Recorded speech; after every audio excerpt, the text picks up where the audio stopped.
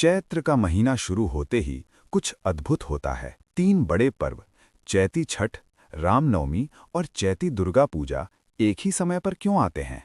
क्या ये सिर्फ संयोग है या इसके पीछे कोई गहरा शास्त्रीय रहस्य छिपा है? आज की इस कहानी में हम जानेंगे प्रकृति, भगवान और मानव जीवन के बीच का वो संबंध जो इन तीनों पर्वों को एक सूत्र में जोड़ता है। शास्त्रों के अनुसार चैत्र मास साल का सबसे पवित्र आरंभ माना जाता है, क्योंकि यही वो समय है जब सर्दी खत्म होती है, पेड़ पौधों में नई कोंपलें आती हैं और धरती एक बार फिर जीवित हो उठती है। ये सिर्फ मौसम नहीं बदलता, ये ऊर्जा का पुनर्जन्म होता है। ऋषियों ने कहा है, जब प्रकृति बदलती है तब मनुष्य का जीवन भी बदलने का सबसे सही समय होता है। सबसे पहले आता है चैती छठ। ये पर्व सूर्य देव की उपासना का सबसे शुद्ध रूप है। शास्त्र कहते हैं, सूर्य ही जीवन का मूल स्रोत है। बिना सूर्य के अन्न नहीं, बिना अन्न के जीवन नहीं। चैत्र महीने में सूर्य की किरणों में नई ऊर्जा आती है, इसलिए इस समय सूर्य को अर्घ्य देना शरीर और आत्मा दोनों को शुद्ध करता है।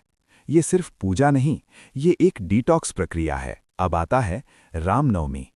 इसी चैत्र मास में भगवान राम का जन्म होता है। जब प्रकृति में संतुलन आता है तभी धर्म की स्थापना संभव है। भगवान राम मर्यादा, सत्य और कर्तव्य के प्रतीक हैं।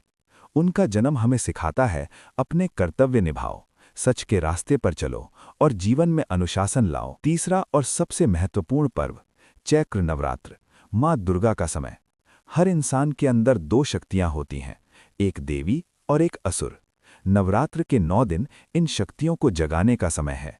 ये सिर्फ पूजा नहीं, ये एक आंतरिक युद्ध है। अपने डर, आलस्य और नकारात्मकता से लड़ना ही असली दुर्गा पूजा है। अब समझो असली रहस्य। पहले सूर्य ऊर्जा देता है, फिर राम दिशा देते हैं और अंत में दुर्गा शक्ति देती हैं। यानी ऊर्जा, दिशा और शक्ति, यही एक पूर्ण जीवन का रहस्य है।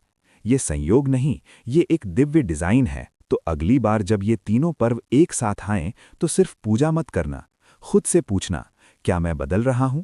क्या मैं मजबूत बन रहा हूं? क्या मैं सही रास्ते पर हूं? क्योंकि चैत्र सिर्फ एक महीना नहीं है, ये जीवन बदलने का अवसर है। जब प्रकृति जागती है तब इंसान को भी जागना चाहिए।